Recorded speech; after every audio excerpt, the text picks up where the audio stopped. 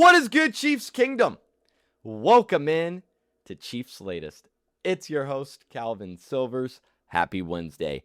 And it's going to be an eventful Wednesday because not only do we have our regular scheduled programming here with our buy or sell segments, but we got some breaking trade news to dive into. Kansas City getting busy on a Tuesday, plenty to talk about. But before we do, if you haven't already, now is the perfect time to hit that subscribe button and also turn on those notifications. That way you don't miss a daily, that's right, daily video here on Cheifs Latest, Monday through Friday. I'm going to keep you updated on all the news, rumors, and actions regarding the Kansas City Chiefs. So go ahead, hit that subscribe button, turn on those notifications, and after you do that, leave me a Go Chiefs down in the comment section. That way I can see your name and officially welcome you to the Cheifs Latest family. And also a huge shout out to our sponsors throughout the NFL season, Kalshi. And you can use the code FANARCHFOOTBALL on the Kalshi app to get $10 when you trade $10. So when I was sitting in my chair last night celebrating my birthday after a great steak dinner, my phone went off. And I wasn't expecting much, maybe just another happy birthday message. Well, I looked down and I saw a notification that the Chiefs were involved in a trade. That was not what I was expecting here. But yes, Kansas City is sending a 7th round pick to the Giants for Joshua, and I love saying his last name, Ezeudu. That's right, Joshua Ezeudu. Now, before diving into this a little bit more, before really digging into why Kansas City made this trade, I got to say I love the structure that Brett Veach built around this proposal. I love that it was a 7th round pick and not a 6th rounder, because I think New York could have went and asked for that. They could have said, hey, getting valuable, competent offensive line depth in the league, it's pretty valuable. We deserve a 6, especially for you, Kansas City, who is struggling mightily with offensive line depth. You know, they could have been a little greedy. So the fact that they were able to pull a 7th rounder, that is huge for Brett Veach and company. And not only that, it's a 2028 7th round pick. So this does not impact the upcoming draft. And I understand it's a 7th round pick either way. But the fact that next year you're going to have your full slate of picks as of right now, that is huge, at least in my eyes. So you're getting immediate depth for your offensive line, and you're not losing a 2027 asset. I think that's a win-win for Kansas City. And it's kind of funny, because the Giants, look at their own line in the past. They really struggled, if not having one of the worst units in the entire league. And now they're just handing out their offensive line depth. This is the second guy that they have dealt out for a pick. And for Kansas City, they needed to address a weakness. And it was the offensive line and who's coming after their starters. And fairly, I think this is a farewell to Mike Caliendo. I think his job is complete here in Kansas City with this trade going down. But let's go back to who we brought in.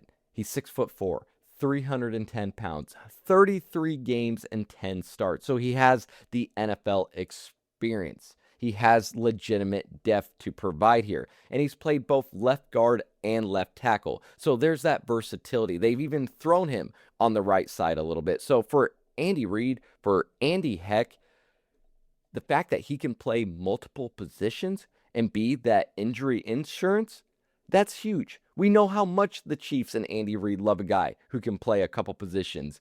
So that second unit that we saw all of preseason, they were shaky. It was a patchwork offensive line, and we need a little bit more protection for Patrick Mahomes. We need a little bit more depth and confidence of the guys behind our starters because they're dealing with injuries. Let's look at the current offensive line here and why the Chiefs made this trade for some depth. Because you look at Josh Simmons, now he has that back injury. Is it super serious? I don't think so. But he hasn't proven that he can be on the field consistently so far in his young career. Trey Smith, dealing with that hip injury. He's back at practice, but that hip injury was bad enough that he had to go see a specialist for it. I mean, look at his entire career here in Kansas City. He only missed one regular season game the first 4 seasons. He was exceptional when it came to being reliable and available. Well, since last year, injuries have started to pile up a little bit more. So I think it's something to monitor when it comes to Trey Smith, a guy who's usually and can be consistently counted on to be available. Well, he was dealing with some injuries last season, dealing with the hip this year. So, like right off the bat, let's hope that nothing else is lingering or pops up as the season goes on. You have Khalil Benson, who was underwhelming at right tackle in the preseason game. He looked better at guard, so he could maybe be that emergency guard right now in his career, but he's an undrafted free agent rookie. Development is going to be needed for him to seriously stand his own against quality caliber NFL defensive linemen. Let's just be realistic here. As much as we want him to be able to be plugged in right now and for us to know that we have that anchored for the near future, we can't do that. And then Jalen Moore, it's going to be a roller coaster of a season with him. I just really don't know what to expect. I think some games are going to be good. I think some games are going to be bad. And who knows if he's going to be healthy for all the games. So Ezeudu, he is added protection here for Kansas City. And he's going to be best playing at the guard position. He could play that offensive tackle in an emergency. Really, you got to be in a pinch if you want to throw him out there for long terms, because extended tackle snaps, he's not very good. That's not his strength here. Inside, he's a lot more comfortable. He's a lot more comfortable mirroring the defenders. He's a lot more comfortable protecting the quarterback with his footwork. So they moved him to right guard. They moved him to right tackle. They kind of thrown him all across the line, especially in college. And the preseason reports coming out before he got traded were encouraging of how he's handling being moved around. But there's one thing I don't understand about this trade. All right, maybe two. First off, tackle is the main concern, not guard. And here he's best at guard, not tackle. And not only that, you're dealing with starters and injuries. Well, in 2025, he had a calf injury. He was placed on IR. This preseason, last game, he had a lower body injury. Now, it's day-to-day. They said he's going to be fine, but that's something to monitor as well, that this is a guy that is dealing with injuries of his own. So the Chiefs taking on a one-year, $1.3 million contract, low cost, limited downside, in my opinion. I think this is a win-win for Kansas City. They get some O-line security. That was one of their biggest needs heading into the regular season. Camp preseason, we just saw constant patchwork. It wasn't building confidence. It wasn't working in the preseason games. They have to do something. They had to bring in someone with experience here. I just think for a 7th round pick, that's a fine price. That is an absolute fine price in my eyes. So let me know down below. How do you feel about this trade? What would you grade this trade? Would you give it an A? Would you give it a B? Would you go all the way down to an F? I just don't think you could. I see it being a win-win for Kansas City. All right, let's get into our favorite segment on Wednesdays.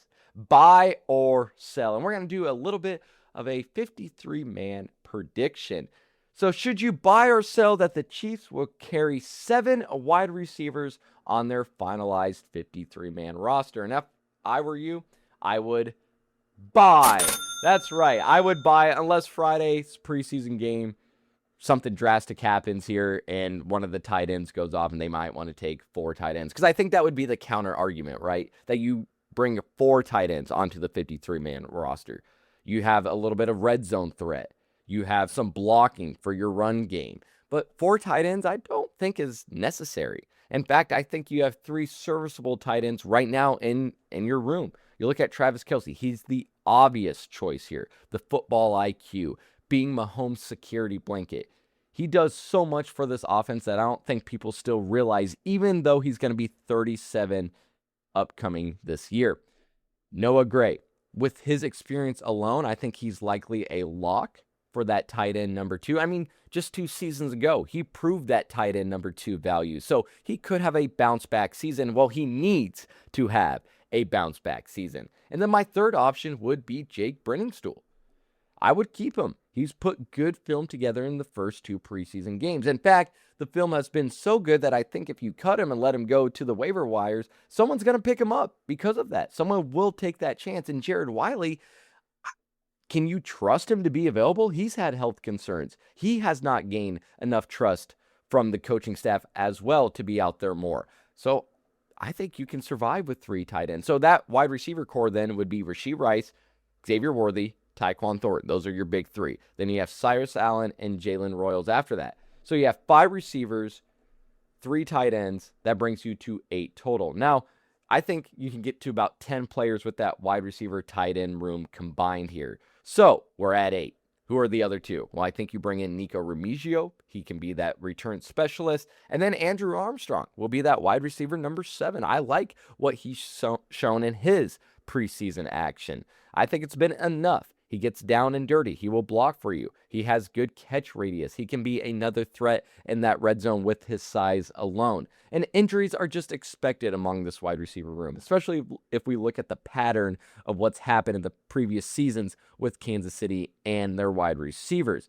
So Armstrong, Remigio, they could provide some emergency snaps here. Remigio could be your return specialist. So I think 7 wide receivers is a good idea. And I think it's something that you could buy the Chiefs doing here heading into the regular season. Let me know, are you buying or selling 7 wide receivers being on the finalized 53-man roster? Well, before the season even kicks off, everyone's making predictions, including who's going to be holding up that Lombardi Trophy in February. Well, we asked you on our Facebook community. If you're not following us on Facebook, go ahead and head over there right now. We have great discussions. We post a lot over there as well. So if you believe that the Chiefs can win the Super Bowl this season, there were a lot of comments, a lot of back and forth. So let's venture to the Kalshi app. Go ahead, pull out your phone, because this is America's #1 prediction market platform where you can trade such predictions in a live market. So if you're taking a look at the app, in the NFL Futures tab, the Kansas City Chiefs currently have a 6% probability to become Super Bowl champions. So